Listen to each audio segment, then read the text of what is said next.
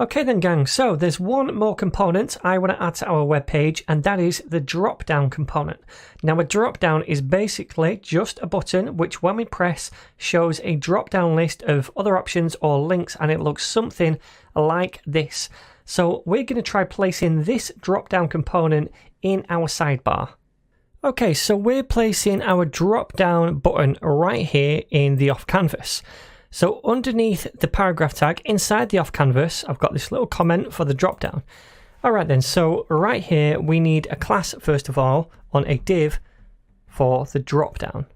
Okay, and also we're going to give this some margin at the top, so empty-3. And inside this we need first of all the button that we're going to click on to show the drop down options. Now I'm just going to paste this in and walk you through the different attributes. So we have a button with a class of BTN, BTN secondary, we know all this, and then we have drop down toggle. So it styles it as a drop down button.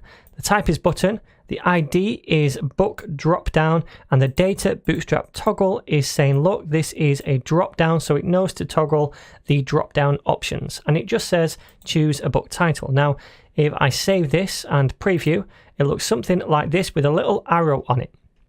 So now underneath the button, still inside the drop down div, we need the actual menu that shows when we click on the button. So to do that, we do a div with a class of drop down hyphen menu like so.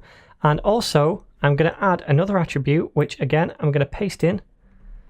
And that is aria labeled by book hyphen drop down.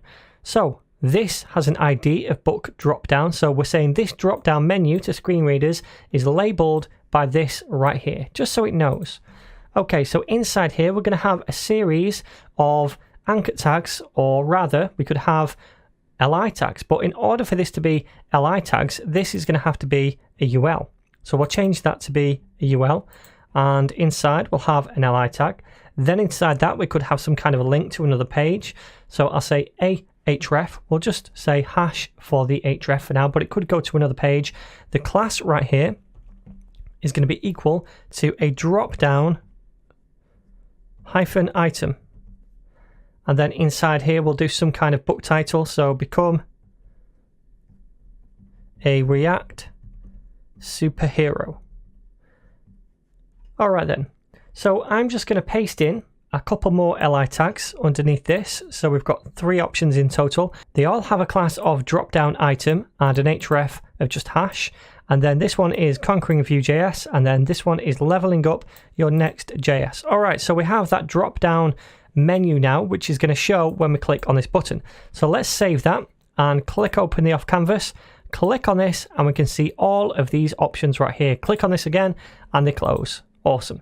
So that's about it for all the components that fit on this page, and everything seems to work pretty well. If we click on one of these, it scrolls down to that section and they all work.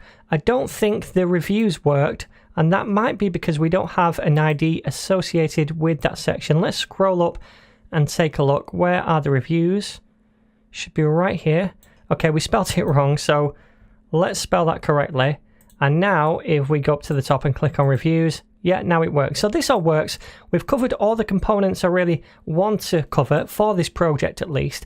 But what I want to show you now in the next lesson is how to customize Bootstrap a little bit. So instead of using the default theme colors like this blue right here and this blue right here, instead we have our own theme colors. So I'm going to show you a little bit about how to customize Bootstrap in the next lesson.